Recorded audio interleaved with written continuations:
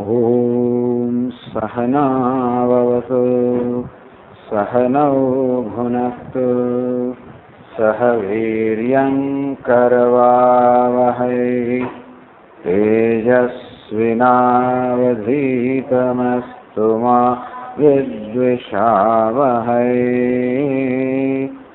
ॐ शान्ति शान्ति शान्तिः। ॐ पूर्णमदः पूर्णमिदं पूर्णात् पूर्णमुदच्यते पूर्णस्य पूर्णमादाय पूर्णमेवावशिष्यते। ॐ शान्ति विश्वं दर्पणदृश्यं तुल्यं निजान्तर्गतं पश्यन्नात्मनि मायया बहिरिवोद्भूतं यथा निद्रया यस्साक्षात् कुरुते प्रबोधसमये स्वात्मानमेवाद्वयम् तस्मै श्री गुरुमूर्तये नमः। इदं श्रीदक्षिणा वागीशायस्य वदने लक्ष्मीर्यस्य च वक्षसि यस्यास्ति हृदये संविद तं नृसिंहमहं भजे।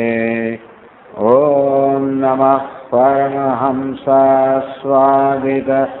चरणकमलचिन्मकरन्दाय भक्तजनमानसनिवासाय श्रीरामचन्द्राय विश्वसर्गविसर्गादि नवरक्षणलक्षितं श्रीकृष्णाख्यं परं जगद्धाम नमामतं सच्चिदानन्दरूपाय विश्वोत्पत्त्यादिहेतवे तापत्रयविनाशाय कृष्णाय वयं नमः। यं प्रव्रजन्तमनुपेतमपेतकृत्यं द्वैपायनो विरहकातर आजुहाव पुत्रेति तन्मयतया सर्वोऽभिनेदुः तं सर्वभूतहृदयं मुनिमानतोऽस्मि। संसारसागरे मग्नं दीनं मां करुणानिधे गृहीताङ्गं मामुद्धर भवार्णवात्। श्रीमद्भागवताख्योऽयं प्रत्यक्षः कृष्ण एव हि स्वीकृतोऽसि मया नाथ मुक्त्यर्थं भवसागरे। मनोरथो मदीयोऽयं सफलः सर्वथा त्वया निर्विघ्नेनैव कर्तव्यः दासोऽहं तव केशव। शुकरूपः प्रबोधज्ञ सर्वशास्त्रविशारद एतत्कथाप्रकाशेन मदज्ञानं विनाशय। जन्माद्यस्य यतोऽन्वयादितरतः चार्थेष्वभिज्ञस्वराट् तेने ब्रह्महृदाय आदिकवये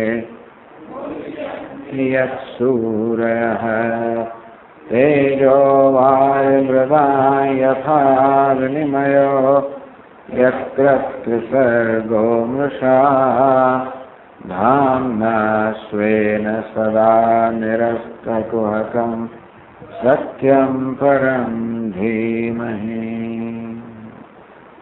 अष्टादशे अवदद्धर्मं वनस्यति गोचरम। શ્રીમદ્ભાગવતમાં એકાદશ સ્કંદના 18મા અધ્યાયનો પ્રારંભ થાય છે. એમાં વનસ્થ યતિ વાનપ્રસ્થ સંન્યાસી બેના ધર્મનું અહીં આગળ વર્ણન છે 18મા અધ્યાયની અંદર. અધિકાર વિશેષેણ વિશેષમ ચાપી તદ્ગતમ.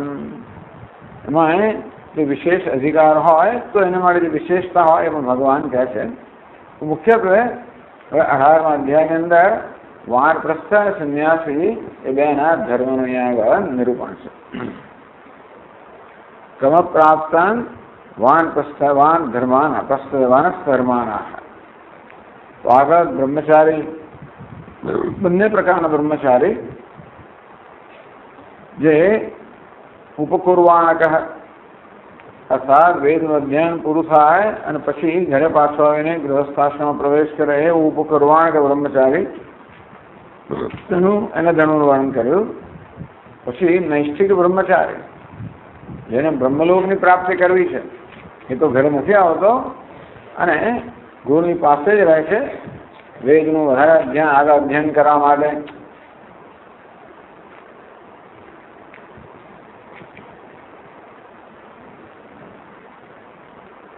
તો અને ગુરુની સેવા કરવા માટે તથા તપસ્યાનું જીવન જીવવા માટે એક છે નૈષ્ઠિક બ્રહ્મચારી.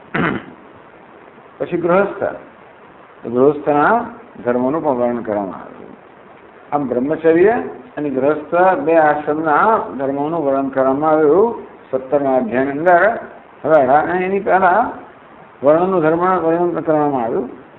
એટલે કે બ્રાહ્મણ, ક્ષત્રિય, વૈશ્ય, શૂદ્ર એ વર્ણના જે ધર્મો છે એનું પણ વર્ણન કરવામાં આવ્યું. આપતકાલમાં કેવા ધર્મનું પાલન કરી શકાય એ પણ કહેવામાં આવ્યું. કે બ્રાહ્મણ આપત્તિમાં આવી જાય તો ક્યારેક વૈશ્ય વૃત્તિ પણ સ્વીકારે, ક્ષત્રિય વૃત્તિ પણ સ્વીકારે, અને ક્ષત્રિય આપત્તિમાં આવી જાય તો વૈશ્ય વૃત્તિ સ્વીકારે, બ્રાહ્મણ વૃત્તિ સ્વીકારે, વૈશ્ય આપત્તિમાં આવે તો શૂદ્ર વૃત્તિ પણ સ્વીકારે, વગેરે વગેરે કહેવામાં આવ્યું. હવે વાનપ્રસ્થના ધર્મ વર્ણન કરતા ભગવાન આગળ કહે છે 18મા અધ્યાયની અંદર.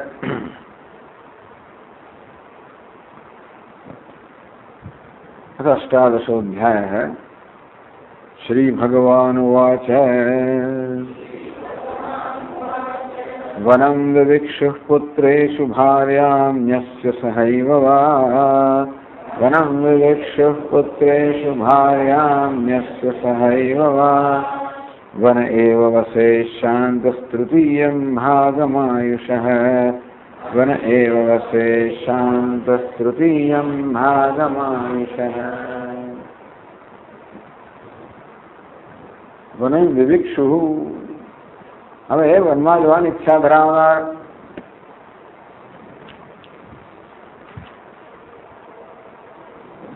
એવી ઈચ્છા જન્મે તો ઈચ્છા ન જન્મે તો માણસ ઘરમાં જ રહે. પરંતુ વાનપ્રસ્થાશ્રમે તિષ્ઠાસુ.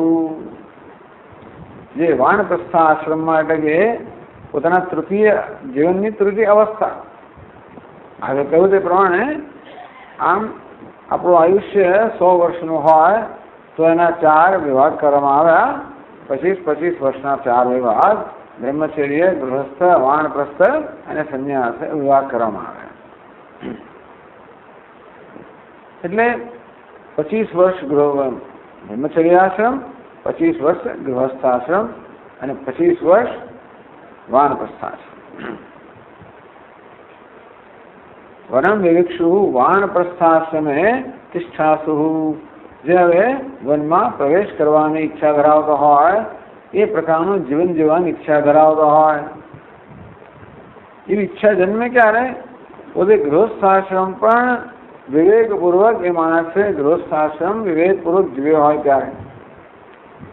ગૃહસ્થાશ્રમમાં પણ આત્મસંયમ હોય, વિવેક હોય, માત્ર ભોગ બુદ્ધિ જ ન હોય પરંતુ યોગ બુદ્ધિ હોય. જેને પોતાના જે નિત્ય નૈમિતિક વિહિત કર્મ છે એને પણ જેને બહુ નિષ્ઠાથી બજાવ્યા હોય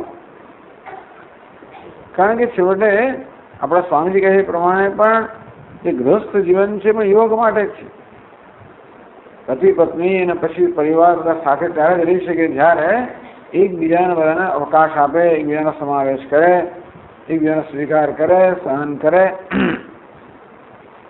તદુપરાંત ગૃહસ્થ જીવનની અંદર બધા પંચ મહાયજ્ઞ હોય, એના જીવનમાં ઋષિઓની સેવા હોય, પિતરોની સેવા હોય, દેવતાની સેવા હોય, મનુષ્યોની જરૂરિયાત મનુષ્યોની સેવા હોય, અને પશુ પક્ષીઓની પણ સેવા હોય.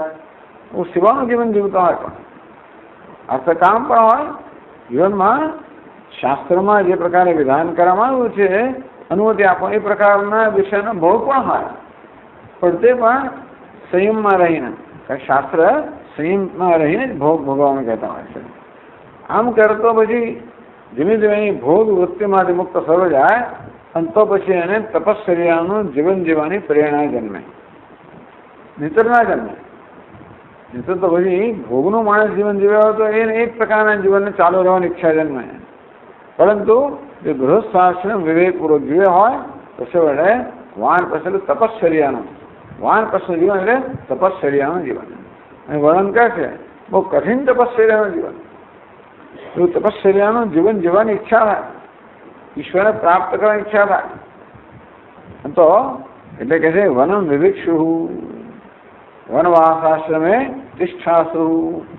વાનપ્રસ્થ જીવન જીવવાની ઈચ્છા ધરાવનાર પુત્રેષુ ભાર્યાન્યસ્ય પુત્રેષુ ભાર્યારક્ષમ પુત્રાધીનમ કૃત્વા. પોતાની પત્ની જે છે પુત્રને સોંપી દે. વૃદ્ધેયમ ભવતામ માતા અતો અસ્યા સેવા ભવદ્ભિ કાર્યાયતિ.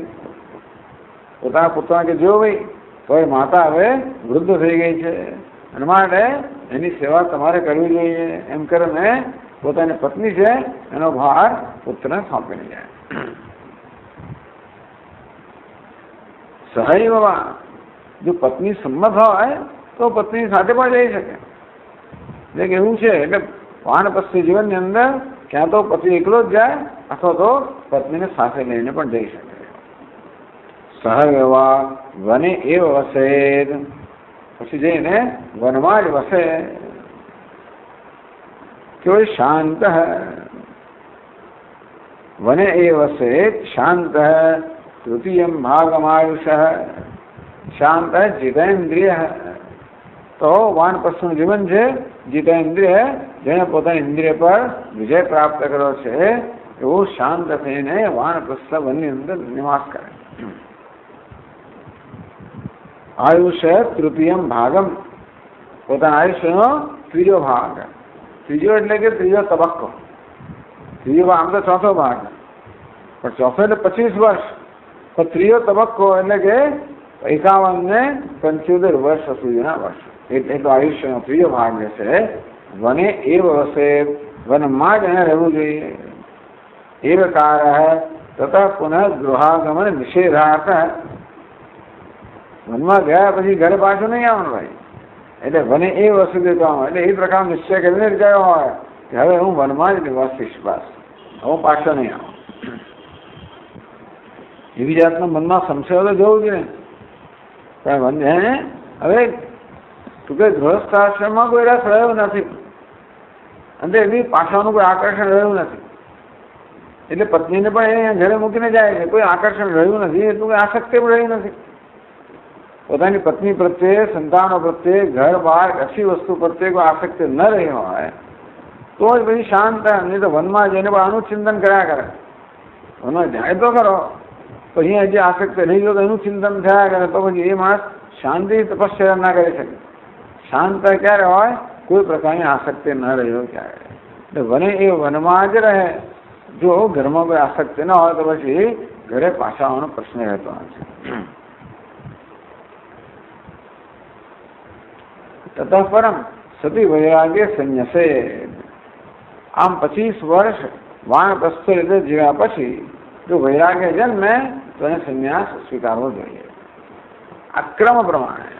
આમ તો જ્યારે પણ વૈરાગ્ય યદ હરેવ વિરજેત તદ હરેવ પ્રવ્રજેત એમ કહ્યું છે કે જે દિવસે વૈરાગ્ય જન્મે એ દિવસે એને સંન્યાસ સ્વીકારી શકાય કે સ્વીકારવો જોઈએ. પરંતુ જો વૈરાગ્ય ન જન્મ્યો હોય તો ક્રમે ક્રમે 75 વર્ષ થાય તો વૈરાગ્ય, અલ્પ વૈરાગ્ય તો પણ સંન્યાસી બની શકે. એ પહેલા સંન્યાસી બનવા માટેની જરૂરિયાત છે વૈરાગ્ય. એટલે ચાલો 25 વર્ષ વનમાં રહે, તતઃ પરમ સતી વૈરાગ્ય, ત્યાર પછી વૈરાગ્ય જન્મે તો સંન્યાસે એને સંન્યાસનો સ્વીકાર કરવો જોઈએ. ચાલો વનમાં કેવી રીતે રહેવું એની વાત કરે છે.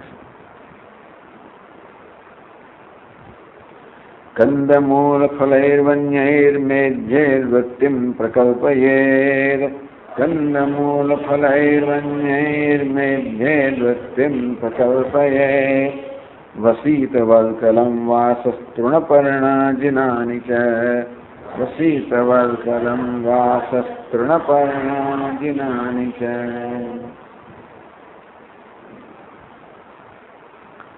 કંદમૂલ ફલૈ વન્યૈ વન સંભવૈ, વનમાં સદા કંદ, મૂળ, ફળ. આમાં કંદમૂળ એવો કિંચિત એવો ભેદ. આમ કંદ અને મૂળમાં ફેર શું? એટલે કહે છે યસ્ય ફલમ મૂળ અભી ભક્ષ્યતે તત, પેલું જે મૂળ વગેરે છે ને એનું ફળ મૂળ બંને ખાવામાં આવે અને મૂલમ કહેવામાં આવે. મૂળનો ભક્ષ્ય એટલે સૂરણ વગેરે જે છે એને કંદ કહેવામાં આવે, એનું મૂળ જ ખાવામાં આવે, એનું ફળનું બંને ખાવામાં આવે એને મૂળ કહેવામાં આવે છે, અને માત્ર મૂળ ખાવાનું એને કંદ કહેવામાં આવે. કંદ મૂળમાં આટલો ભેદ છે. કંદ મૂળ ફલૈ અને ફળ, કંદ મૂળ અને ફળથી વન્યૈ જે વનમાં થતા હોય એમના વડે, મેધ્યૈ પવિત્ર, ગમે તેવું પછી તો કાંદા લસણ બધું પણ એ તો મૂળ કંદનું મૂળમાં આવી જતું હશે બધું, તો કે નહીં, એ બધું નહીં. મેધ્ય એટલે પવિત્ર. પવિત્ર કોને કહેવાય? જે આપણે દેવતાઓને અર્પણ કરી શકીએ તે, તો ભગવાનને જેનો ભોગ ચડાવી શકીએ, યજ્ઞમાં જેને આપણે આહુતિ આપી શકીએ, બસ એને મેધ્ય એટલે પવિત્ર કહેવાય.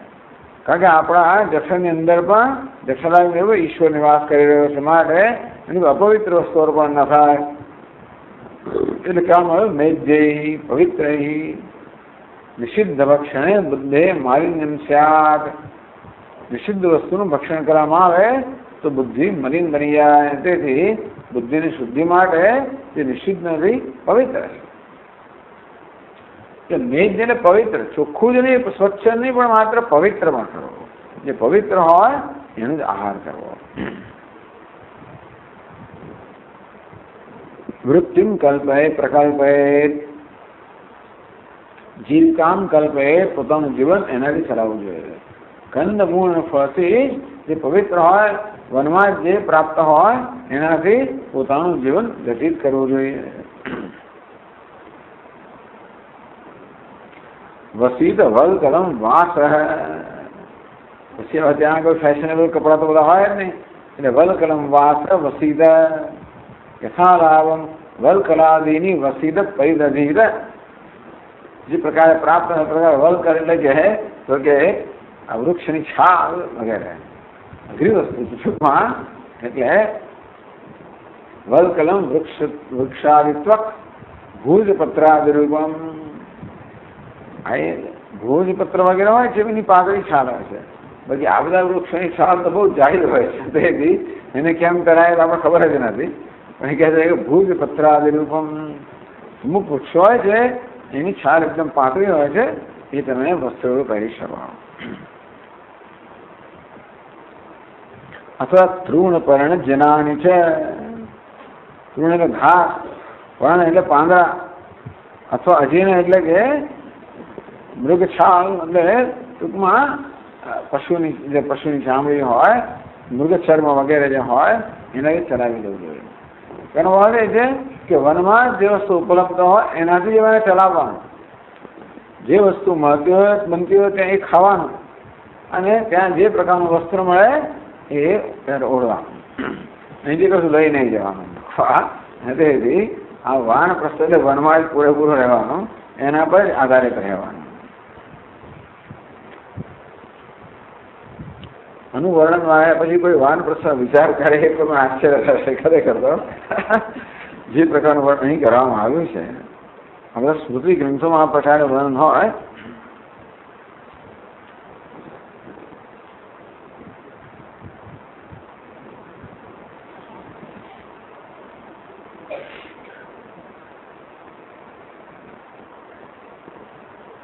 પછી આગળ કહે છે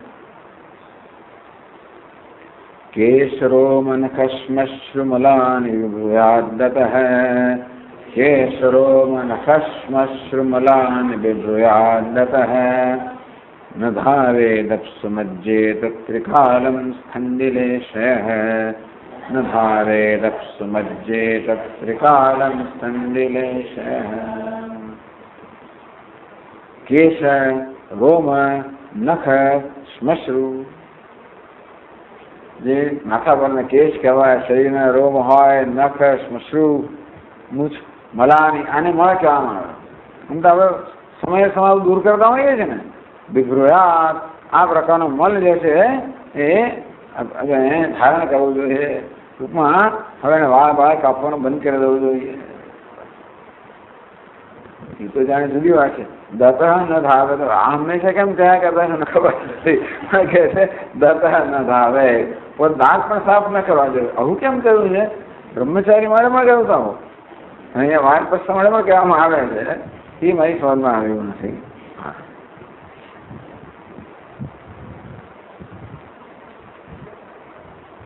ન શોધે મને લાગે એને કારણે કે તમારે દાંતણમાં જ્યારે મેળવવું પડે, દાઢીઓ તોડવી પડતી હોય, એને કારણે હિંસા થતી હોય, એવું કદાચ એની પાછળનો આશય આપણને ખબર નથી, પણ એવું પણ કહેવામાં આવે. જો અપસુમજ્જેત ત્રિકાલમ, 3 વાર સ્નાન કરવું જોઈએ. જળની અંદર મજ્જન કરવું જોઈએ, ડૂબકી લગાવવી જોઈએ. પછી દેહ મર્દનમ વિના એવ મુસલવ સ્નાયાત, સ્નાન કરો એટલે સાબુ હોવું લઈને એવું કરો એવું તો નહીં.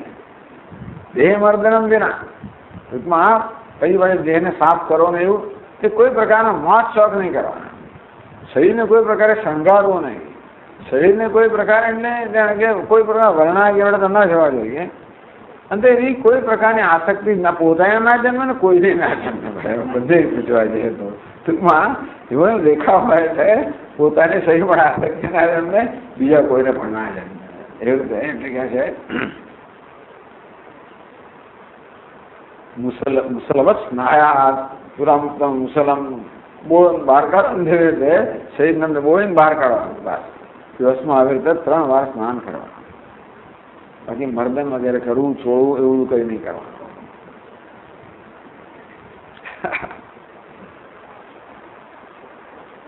ઠંડીલેશ,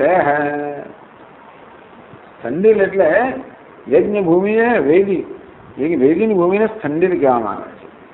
ત્યાં ઠંડીલેશ, ઠંડીલ એટલે એ વેદીની ભૂમિ હોય ત્યાં એને સૂજો. પથારી પથારી કઈ હોય ને એના માટે જમીન પર જ સુવાનો. કઈ જમીન? પવિત્ર થયેલી જમીન, જ્યાં યજ્ઞ પછી એ તો કરવાનું એ લોકો રોજ, એટલે જ્યાં યજ્ઞ થતા હોય એના નિત્ય નૈમિત્ત કઈ પ્રકારે ત્યાંની જે વેદી છે ત્યાંની ભૂમિ પર એને શયન કરવું. તૃણાદિભી આ પીને ભૂમિશાળી ભવે, બહુ તો એને ઘાસ કે પાંદડાથી બિછાવે એના પર સુઈ જાય. કેટલું શું લાગે છે એના પર કે કેટલી એ છૂટ મૂકવામાં આવી છે કે તૃણાદિભી આ પીને ભૂમિશાળી ભવે, એટલે એને ઘાસ પાસે નહીતર એમ કે સીધો જમીન પર જ સુઈ જવું જોઈએ. કાંટા કાંકરામાં સાફ ના કરવા જોઈએ તો મને આશ્ચર્ય નહીં થાય. એને જમીન જેવી હોય એવી જમીન પર જ સુઈ જવું જોઈએ. કશું ભાઈ અહીંયા એટલું તો કહેવાય કે રામચંદ્રજી વનમાં ગયા ત્યારે આટલું તો કરતા હતા. લક્ષ્મણજી જયારે એમની તૈયાર કરે શૈયા ત્યારે ઘાસ ને એ બધી વસ્તુ બિછાવતા હતા, એના પર ભગવાન સુઈ જતા હતા. હું કેમ કરતા હતા? બસ લોકોના વર્તનનું અનુવર્તન કરતા હતા.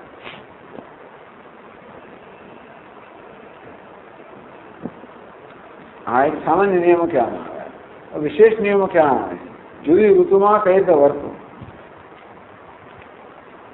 ગ્રીષ્મે તપ્યેત પંચાગ્નિ વર્ષા શ્વાસાર ષાઢ્યલે ग्रीष्मे तप्येत पञ्चाग्नीन् वर्षाश्वासार्षाज्जले आकण्ठमग्नः शिशिरे एवं वृत्तस्तपश्चरेत् कंठमग्नः शिशिरे एवं वृत्तस्तपश्चरेत्। બીજું કઈ નથી, આપણી સંસ્કૃતિ અંદર કયા પ્રકારનો આદર્શ હતો એ આપણે જાણી શકીએ. એવો કોઈ સમય હશે જ્યારે લોકો આ પ્રકારનું જીવન જીવતા હશે. સ્મૃતિ ગ્રંથોમાં જ્યારે આ પ્રકારના જે નીતિ નિયમો આપવામાં આવ્યા નથી તો કે આવી જાતના નિયમોનું પાલન કરનાર લોકો પણ હશે અને આવું જીવન જીવતા હશે. ગ્રીષ્મે તપ્યેત પંચાગ્નિ, તો ભાઈ ઉનાળામાં શું કરવું છે? પંચાગ્નિ તપસ્યા કરવી જોઈએ. ઉપરી સૂર્ય ચતુર્દશી અગ્નિ નિધાય તો આત્માનમ તાપે. ઉનાળાની અંદર હિન્દુસ્તાન ઉનાળા બરોબર થઈ જાય એટલે પંચાગ્નિ ઉપરી સૂર્ય ઉપર સૂર્ય તપી રહ્યો છે. ચતુર્દશી અગ્નિ નિધાય, ચાર દિશાની અંદર અગ્નિ પ્રગટાવવા જોઈએ. ઉપર સૂર્ય છે, વચ્ચે બેસવું જોઈએ. આ પ્રકારે પંચાગ્નિ વ્રત. આત્માનમ તાપે, આ પ્રકારે પોતાના શરીરને પોતાને બરોબર સંતપ્ત કરવી જોઈએ. ટૂંકમાં ખૂબ ઘણી બધું કષ્ટ રહે છે એને તો કષ્ટનું જ જીવન જીવવું જોઈએ. વાનપ્રસ્થાશ્રમની અંદર એવું કહેવાનું પ્રયોજન છે.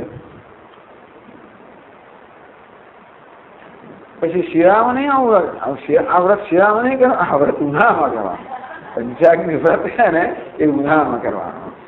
તો પછી વર્ષાસુ આસારષાઢ જલે, વર્ષા ઋતુ આસારમ ધારા સંપાદમ સહદ ઇતિ આસારષાઢ. આસારષાઢ કોને કહેવાય?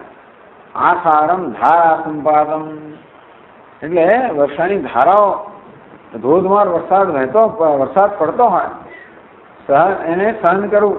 ટૂંકમાં વર્ષા ઋતુની અંદર ધોધમાર વરસાદ જે છે એની ધારાઓ સહન કરવી. આને કહે છે અભ્રાવકાશમ નામ વ્રતમ ચરે. પેલું પંચાગ્નિ નામનું વ્રત હતું ગ્રીષ્મમાં.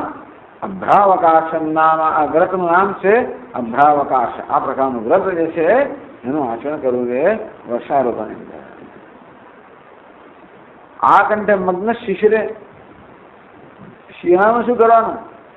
જલે આ કંઠે મગ્ન, તો કે શિયાળાની અંદર જળની અંદર કંઠ સુધી ઉભા કરવું જોઈએ. તમને એમ કે શિયાળામાં પંચાગ્નિ વ્રત કરીએ, ઉનાળામાં આ કંઠે મગ્ન કરીએ એવું ના ચાલે. ઉનાળામાં તમે જળમાં ઉભા રહેવા એવું નહીં. શિયાળામાં પંચાગ્નિ શિયાળામાં નહીં કરવાનું, ઉનાળામાં કરવાનું. અને આમ ધારાની વહન ગ્રીષ્મ ઋતુમાં નહીં, ચોમાસાની અંદર. આ પ્રકારે ઉદકવાસમ નામ વ્રતમ ચરે. અને ઉદકવાસ નામનું વ્રત કહેવામાં આવે. અભ્રાવકાશમ, ઉદકવાસમ, પંચાગ્નિ આ ત્રણ ઋતુઓ છે, શિયાળો, ઉનાળો અને ચોમાસું. એમાં અનુક્રમે આ પ્રકારનું વ્રત છે એનો આચરણ કરવું જોઈએ. એવમ વૃત્ત તપશ્ચરે, એવમ વૃત્ત ટૂંકમાં આ પ્રકારે એને પોતે તપશ્ચરે આવી રીતે જીવન જીવતા એને તપશ્ચર્યા કરવી જોઈએ. ટૂંકમાં એના જેનો કષ્ટ સિવાય કઈ છે નહીં. આ વનમાં માણસ શું કરવા જાય? કષ્ટ સહન કરવા માટે જાય. એથી ત્યાં આગળ બીજા કશું કરવા માટે જતો નથી. હરવા ફરવા માટે ને બીજા કશું નથી જતો. માત્ર કષ્ટ સહન કરવા માટે, કષ્ટમય તપશ્ચર્યા કરવા માટે વનમાં જાય છે. એટલે જ રામચંદ્રએ કહ્યું સીતાજીને કે વનમાં આવું કે સારું નથી. એ તો બહુ દૂરથી બધું ડુંગરા દૂરથી રળિયામાં લાગે. આ વન બહુ અહીંયાથી એવું સારું લાગે. આપણે જાઓ ત્યારે ખબર પડે કે વનમાં નિવાસ તો બહુ જ અઘરો છે. ત્યાં આગળ તો કેટલી ગરમી ને કેટલી બધી ઠંડી ને ઘામ ને કાંટા ને કાંકરા ને પછી ઝાડી ને કેટલી વસ્તુઓ હોય. આ વનો નિવાસ કરો બહુ અઘરો છે. બધું અરણ્ય નિવાસ એટલે એકદમ શાંત હોય, બધું હશે શાંત પણ એટલે પછી અરણ્યના પશુઓ બધા હોય ને રાત્રે અનેક પ્રકારના બધા ટૂંકમાં બહુ અત્યંત ભયજનક વાતાવરણ પણ હોય. એટલે એને સંતાપજનક હોય, ભયજનક હોય, બધી જ રીતે કષ્ટદાયી વાતાવરણ હોય ત્યાં વનની અંદર એવું વૃત્ત તપસ્સરે આ પ્રકારે જીવન નિર્વાહ કરતા કરતા એને તપસ્યા કરવી જોઈએ. તો એમણે કેવી રીતે જીવન જીવવું એ કહેવામાં આવ્યું. કષ્ટનું જીવન જીવવું, તપશ્ચર્યાનું જીવન જીવવું. શું ખાવું એ કહે છે, શું પહેરવું એ કહ્યું, કેમ સૂવું એ કહ્યું, કેમ જીવવું એ કહ્યું, હવે શું ખાવું એની વાત કરે છે. અગ્નિપક્વમ સમશ્નીયાત કાલપક્વમથા પીવા. અગ્નિપક્વમ સમશ્નીયાત કાલપક્વમથા પીવા. ઉલુખલાશ્મકુટ્ટો વા દંતોલુખલ એવ વા. ઉલુખલાશ્મકુટ્ટો વા દંતોલુખલ એવ વા. અગ્નિપક્વમ સમશ્નીયાત. કંદમૂલમ તો અગ્નિપક્વમ સમશ્નીયાત. કંદમૂળ સીધા ખવાય ને સુરણ વગેરે તો જે છે ટૂંકમાં કંદને મૂળ જે છે એ સીધે એટલું સારું છે કે એટલી તો છૂટ આપી તમને અગ્નિપક્વમ એટલે કે છે કે હવે અગ્નિમાં એને રાંધીને ખાવ. બીજું કઈ ત્યાં મસાલા બધા મળે નહીં તમને, પણ આટલું જ મળે કે વનની અંદર બીજું શું મળવાનું. એટલે ત્યાં લાકડા હોય ત્યાં તમે ચૂરો કરો અગ્નિ અને એમાં એને શેકીને ખાઓ. આપણે અહીંયા શોખ માટે ખાતા હોય છે ઘણી વાર, એ રોજ ખાવાની વાત જોઈ છે, શોખ માટે ખાવાની વાત જોઈ છે. એટલે ઘણી વાર બટાટા વગેરે હોય એને પણ લોકો બટાટા હોય, શક્કરિયા હોય, આ બધાને કે પછી રીંગણ હોય, આ બધા લોકો અગ્નિમાં રાખીને અંદર બધું તપાવે એ પ્રકારે એને શેકીને ખાય. બરાબર, બસ એવી રીતે ખાવાનું. બટાટા હોય, સુરણ હોય, કંદમૂળ જે બધા હોય જે સીધા ન ખાઈ શકાય એવા હોય એ બધાને આવી રીતે તમે અગ્નિમાં એને શેકીને ખાઓ. અગ્નિપક્વમ સમશ્નીયા કાલપક્વમ અથા પીવા. જે ફળ હોય ફળને અગ્નિમાં પકાવવાની જરૂર નથી, પરંતુ અથા પીવા ફલમ કાલપક્વમ અશ્નિયાત. ફળ જે છે એ તો કાળમાં એની જાતે પાકતું હોય છે, એ ફળને સમય પ્રમાણે પકાવીને ખાવાનું. કાચું ખાવાની જરૂર નથી, ફળ પણ પકવીને ખાવાનું. ઉલુખલાશ મુકુટ્ટો દંતો લુખલ એવ વા. હવે કે છે ઉલુખલેન અશ્મનાવા કુટ્ટયતિ નિવારાદીન વહંતી. હવે ત્યાં જંગલની અંદર જે છે ને ઘણી વાર એવું જંગલી ધાન પણ થતું હોય છે. આ નિવાર છે ને, નિવાર એ જંગલી ચોખાનું નામ નિવાર છે. એ પ્રકારે જંગલી ધાન્ય પણ થતું હોય છે, તમે ખાઈ શકો. અંતમાં એમ તો ખવાય ને, પાછી ડાંગર હોય છડવી તો પડે ને. એ જે ઉલું ખરે ને અશ્મનાવા કુટ્ટે બી કૂટવા પડે ને એમને, એમની આગળ વાળ એને ટૂંકમાં એને શું કહેવાય એને છડવા પડે, છડવાનું કૂટવા પડે. તો ઉલુખલ અથવા તો પછી પથ્થરથી તમે કૂટો એને. તથા દંતાય ઉલુખલમ. કશું નામ રહે તો દાંત જ છે એ જ તમારે ઉલુખલ માની લેવાનું. એટલે કુટ્ટન સાધન યસ્ય બસ દાંતથી જ પછી તમારે ચાવીને ખાઈ જવું. દાંતથી એની છાલવા ઉખાડીને ખાઈ જવું. સાધન ના મળે તો દાંતનો જે પ્રકાર ઉપયોગ કરવો. એટલે હવે ચોખા વગેરે હોય એને કૂટવાની જરૂર પડે તો ત્યાં હવે એ ઉલુખલ ક્યાંથી લાવવાના, આપણે પથ્થર વગેરે કૂટીને ખાઈ લેવું. રાંધવાનું તો એને પછી તો એટલે આ ધાન્ય એવું હોય કે મને એમને જ ખાઈ શકાતું હશે કદાચ, એટલે એને કદાચ રાંધ્યા વગર ખાઈ શકાતું હશે. કૂટીને એને ખાઈ લેવું અથવા તો પછી દાંતથી ચાવીને ખાઈ લેવું.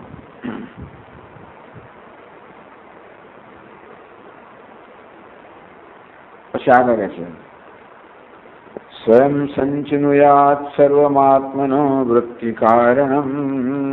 સ્વયં સંચિનુયાત સર્વમાત્મનો વૃત્તિ દેશ કાલ બલાભિજ્ઞો નાદીતાન્યદાહૃતમ દેશકાલ બલારજ્ઞો નાદીતાન્યદારકમ સ્વયં સંચયાત સર્વમ. આ બધી વસ્તુઓ પોતે સ્વયં સંચયાત, સ્વયં આહારે. આ કંદ હોય, ફળ હોય, મૂળ હોય, જે કંઈ હોય એને પોતે લઈ આવવું નું કારણ છે. સર્વ આત્મનો વૃત્તિ કારણ. ટૂંકમાં વૃત્તિ કારણે જેને પોતાની જીવવા માટે, આ દેહનું રક્ષણ કરવા માટે, સંચાલન નિર્વાહ કરવા માટે, જીવન નિર્વાહ કરવા માટે જે કંઈ વસ્તુની જરૂર પડે, કંદ હોય, ફળ હોય, મૂળ હોય, જે કંઈ હોય એ કહે છે કે પોતે જ લઈ આવવું. સ્વયં સંચયાત, પોતે જ ભેગું કરવું, બીજા પર આધાર ન રાખવો. ન તો અન્ય આને, એટલે બીજા દ્વારા નહીં મંગાવવું જોઈએ. ત્યાં નોકર ચાકર પણ ના, તો એનો અર્થ એવો થાય નોકર ચાકર પણ ના અને જાતે જ આ બધું કરવાનું. એટલે પછી કેટલું તમે કરવાનું, એટલે બધું ખાવાનું ઓછું, આપોઆપ જ ઓછું થઈ જાય. તમે કેટલે દૂર જવાનું, ફળ લેવાનું, પેલું લેવાનું, આ બધું કરવા પછી જે જલ્દીથી મળતું હોય તમે લઈ લો. આ રીતે માણસનું જીવન સરળ બની જાય. નોકર ચાકરો હોય ને રસોઈયા હોય તો બધી આ જોઈને પેલું જેને બધું બનાવાય બરાબર છે. આજે આ બનાવવા મારે પેલું બનાવવાનું ત્યારે હોય એ બનાવનારો ત્યારે. જાતે બનાવવાનું હોય ત્યારે કંઈ લાગીચાળી વસ્તુ બને નહીં, સીધે સીધું જ થઈ જાય બધું. લોકો ઘણા કહેતો સ્વામી હવે તો પાસે એક જ વસ્તુ બનાવી દે, ચોખા, દાળ ચોખા, ખીચડી, એની અંદર શાક, એની અંદર આ બધું નાખી દઉં, એક સાથે બની ગયું. પેલો કહે છે કે ભાઈ અમે તો લોટની અંદર થોડા શાકભાજીનું મેળવી દઈએ, એમાંથી પછી પરોઠા કે રોટલી જે હોય રોટલા બનાવી દઈએ, રોટલીનું શાક ભેગું થઈ ગયું, ચાલે. આવું થાય પછી આવી રીતે પછી જમવાનું એવું બધું. ત્યાં તો મસાલા મળે જંગલમાં, તો જંગલમાં કે આવી શાકભાજીને કંઈ મળે પણ જે મળે પોતે જ ભેગું કરવાનું, પોતે એને જે કંઈ જરૂર પડે એ કરીને ખાઈ લેવાનું.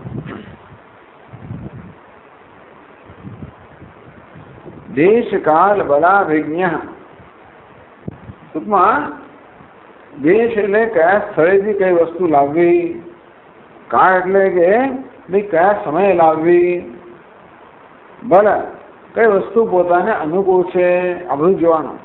એટલે એ તો પોતે જ જાણતો હોય ને કઈ વસ્તુ પોતાને સ્વાસ્થ્યને અનુકૂળ છે, ક્યાં મળે છે, કયા સમયે લાવવી, આ બધું ધ્યાન લઈને પોતે જ જરૂર વસ્તુઓનો સંચય કરવો. ન આદદીત અન્યથા આહૃતમ. અન્યથા કાલાંતરે આહૃતમ ન આદદીત ન સ્વીકુર્યાત. ટૂંકમાં બહુ પહેલાં લાવેલા હોય ને પછી એટલે ટૂંકમાં ગઈકાલે લઈ આવ્યા હોય આજે વસ્તુનો ઉપયોગ ન કરવો. ત્યારે લાવીને ત્યારે એનો ઉપયોગ કરવો. એટલે વાસી થઈ ગયેલી વસ્તુઓ હોય એટલે કોઈની પાસે મંગાવો તો શક્ય છે કે આવું થાય. કોઈ લઈ આવનાર તમારા માટે શક્ય છે કે આગળ દિવસે લઈ આવેલા હોય ને પછી આજે તમને આપે તો તેને અન્યથા આવૃતમ ન આદદીત. કાળાંતરાવૃતમ કાળાંતરે ન આદદીત. બીજા સમય લઈ આવેલા બીજા સમય ન લેવું જોઈએ. દેશ કાળ બળ વૈપરીત્યેતુ નાયમ નિયમિત આશે. ટૂંકમાં દેશ કાળ બળ આવી વસ્તુને ધ્યાનમાં રાખવા, અનુકૂળતા, શરીર અનુકૂળતા, સ્વાસ્થ્યની બધા ધ્યાનમાં રાખીને સ્વયં પોતે જ વસ્તુનો સંચય કરવો જોઈએ. દેશ કાળ બળ વૈપરીત્ય. કદાચ કે વિપરીતતા આવી ગઈ હોય શરીરની અંદર તો પછી આ કદાચ નિયમનું પાલન ના કરવું જુદી વાત છે, પણ નહીતર આ નિયમનું પાલન કરવું જોઈએ.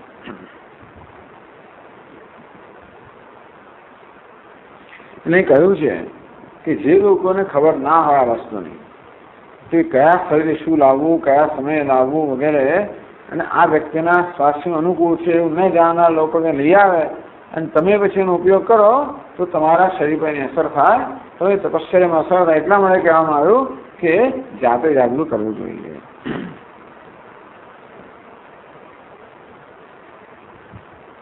તો શું ખાવું એ વાત કરી. હવે એમણે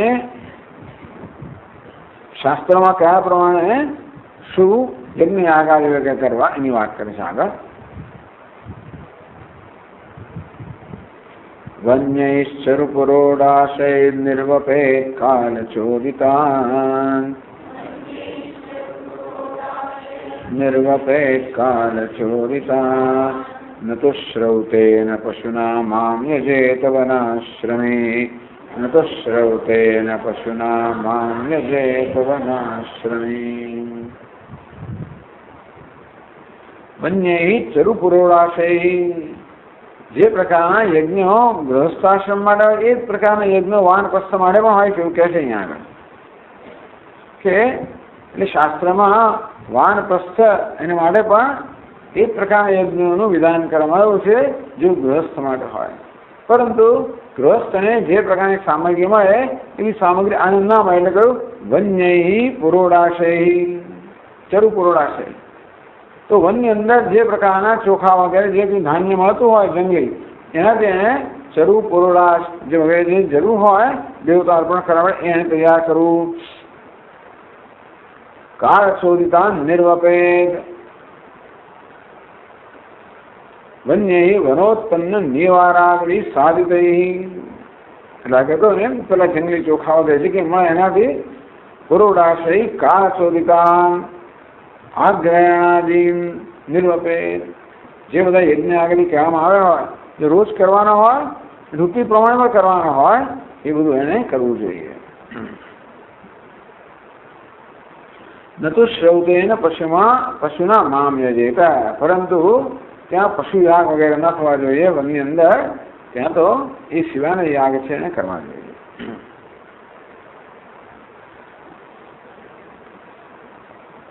કે છે આગળ અગ્નિહોત્રમ ચ દર્શસ્ચ પૂર્ણમાસસ્ચ પૂર્વવત અગ્નિહોત્રમ ચ દર્શસ્ચ પૂર્ણમાસસ્ચ ચાતુર્માસ્યાનિ ચ મુનેરાન્નાતાનિ ચ નૈગમૈ ચાતુર્માસ્યાનિ ચ મુનેરાન્નાતાનિ ચ નૈગમૈ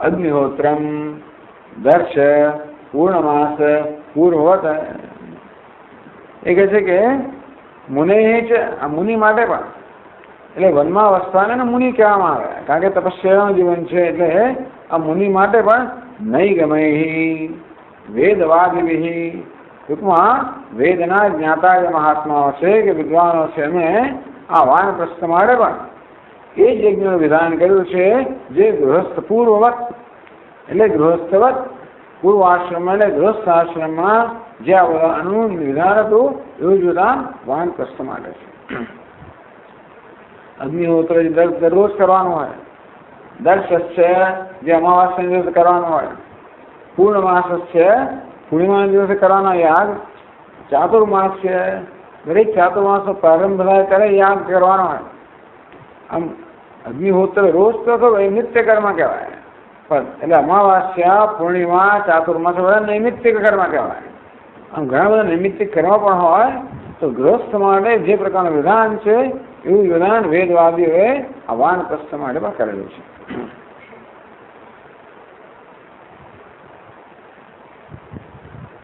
તેથી આ બધું પણ એને કરવાનું પેલું આ તો બીજું બધું કરવાનું ટૂંકમાં પંચાયતની પ્રણાલી અંદર એ બધું તો ખરું જ આ કરવાનો સમય બચે એમાં ટૂંકમાં એટલે આ બધું તો એની જે નિત્ય કર્મ કરવાના તો ઉપરાંત બાકીનો સમય હોય પણ તપશ્ચર્યામાં ગાવાનો તપશ્ચર્યા એટલે ખાલી એવું નહીં કરવાનું કે ખાલી પાણીમાં ઉભા જવાનું ભગવાન નામ દેવાનું કઈ ભાવ એ છે કે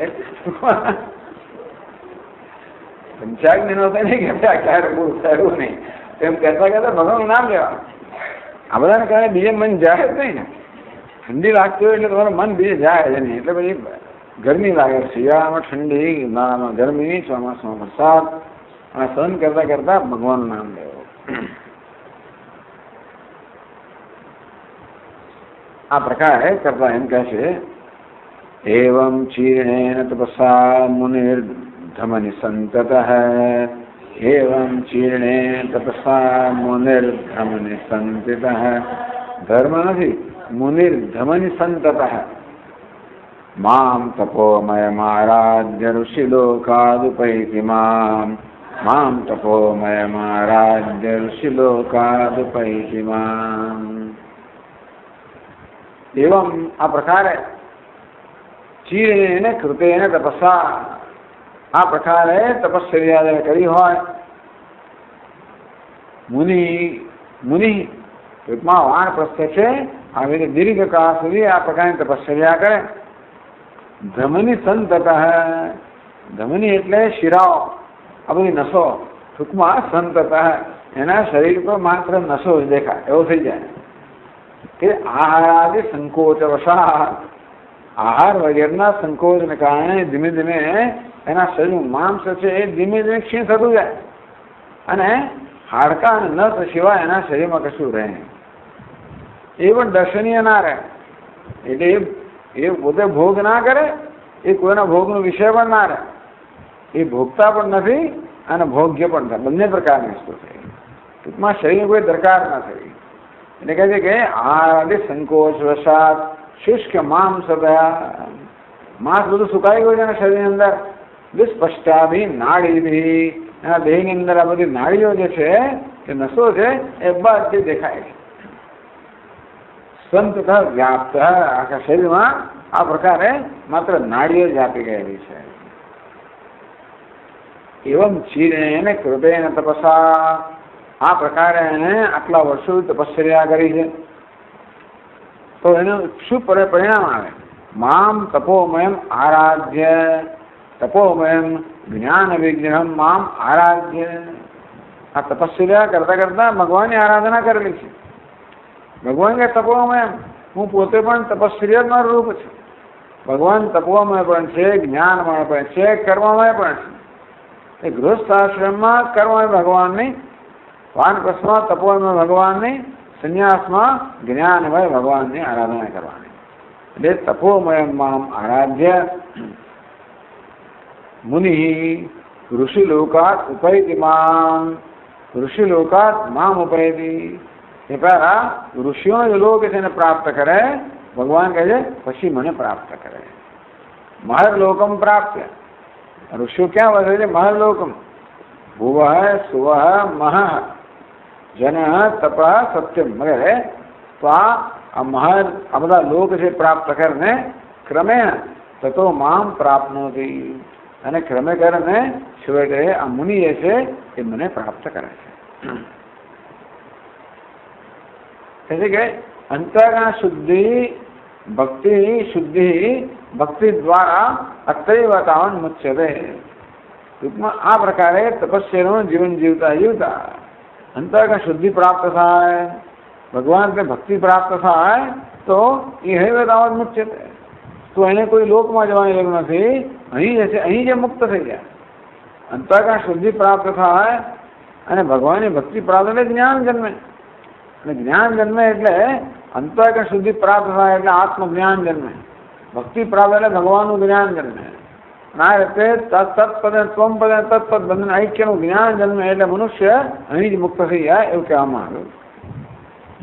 પ્રતિબંધક બાહુલ્ય તું, પછી બધા પ્રતિબંધકો રહી ગયા હોય તો અને એને ક્રમેણ મુક્તિ અને ક્રમ મુક્તિ પ્રાપ્ત થાય.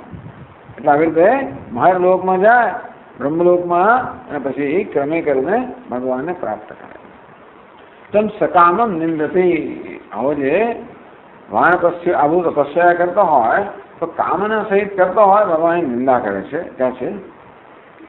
યસ્ત્વેતત્ કૃત્સ્યતશ્ચીર્ણં તપો નિશ્રેયસં મહત, યસ્ત્વેતત્ કૃત્સ્યતશ્ચીર્ણં તપો નિશ્રેયસં મહત, કામાયાલ્પીયસે યુഞ്જાત બાલિશઃ કોપરસ્તતઃ, કામાયાલ્પીયસે યુഞ്જાત બાલિશઃ કોપરસ્તતઃ. યસ્ત્વેતત્ કૃત્સ્યતઃ ચીર્ણં તપો નિશ્રેયસં મહત. વાસ્તવમાં નિશ્રેયસમ મોક્ષ સાધનમ. આ તપસ્યા શેને મળે છે? નિશ્રેયસ મળે છે, મોક્ષનું સાધન છે. કૃત્સ્યતઃ કષ્ટેન ચીર્ણમ અનુષ્ઠિતમ. ખૂબ કષ્ટથી આ પ્રકારે તપસ્યા કરી છે, જે તપસ્યા વાસ્તવમાં મોક્ષનું સાધન છે.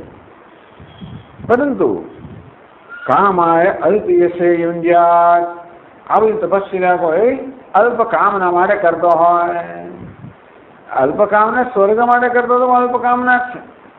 મોક્ષની તુલનામાં બધા પ્રકારની બાકીની સિદ્ધિઓ અલ્પ જ છે.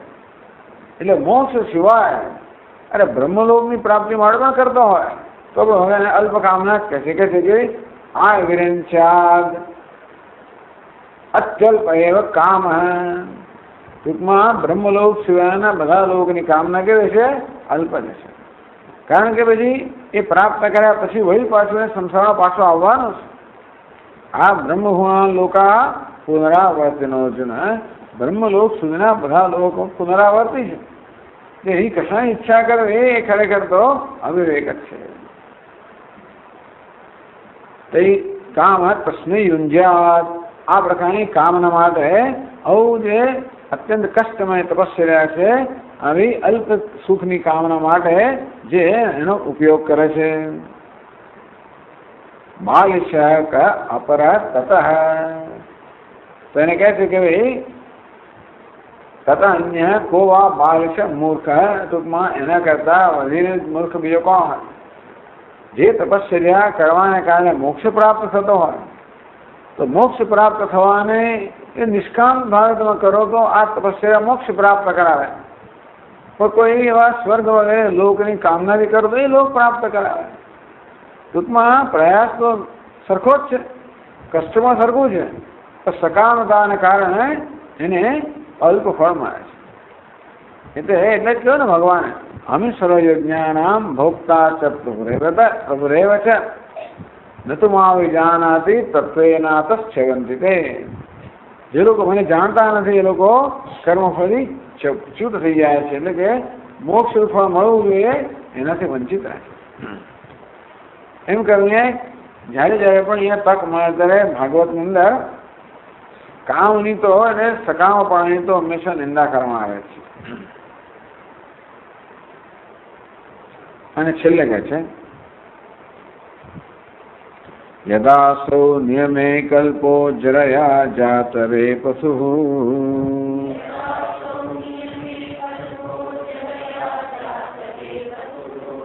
આત્મન્યગ્નિં સમારોપ્ય મચ્ચિત્તોગ્નિં સમાવિશે. આત્મજ્ઞિં સમારોપ્ય મચ્ચિત્તોગ્નિં સમાવિશે. યદાસુ વનાશ્રમી નિયમે સ્વધર્મે અકલ્પ અસમર્થ. એવો સમય આવે જ્યારે હવે આ બધા નિયમોનું પાલન કરવા અસમર્થ બની જાય. કેમ? જાત હવે પથુ જરયા જાત હવે પથુ. વૃદ્ધાવસ્થાને કારણે શરીર બીજું કાંપી રહ્યું છે. અત્યંત ક્ષીણ બની ગયો છે, અત્યંત નિર્બળ બની ગયો છે. એટલે પોતાની સરકારમાં કરી શકે એમ નથી.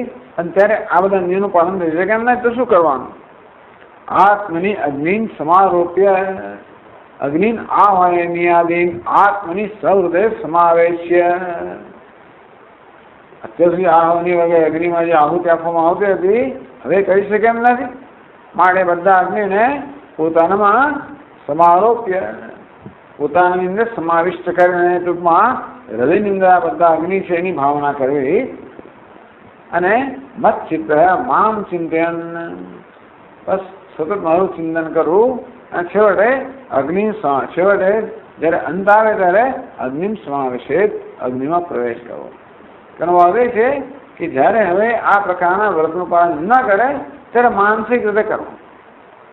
આ બધા અગ્નિ જાણે કે એને પોતાના મનની અંદર એની કલ્પના કરવી અને મનમાં આ બધું કરવું અને છેવટે ભગવાન કે મારામાં પ્રવેશ કરે.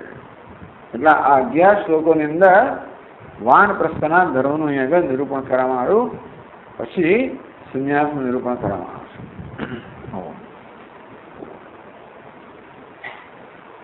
ઓમ પૂર્ણમદ પૂર્ણમિદં પૂર્ણાત પૂર્ણમુદચ્યતે પૂર્ણસ્ય પૂર્ણમાદાય પૂર્ણમેવાવશિષ્યતે.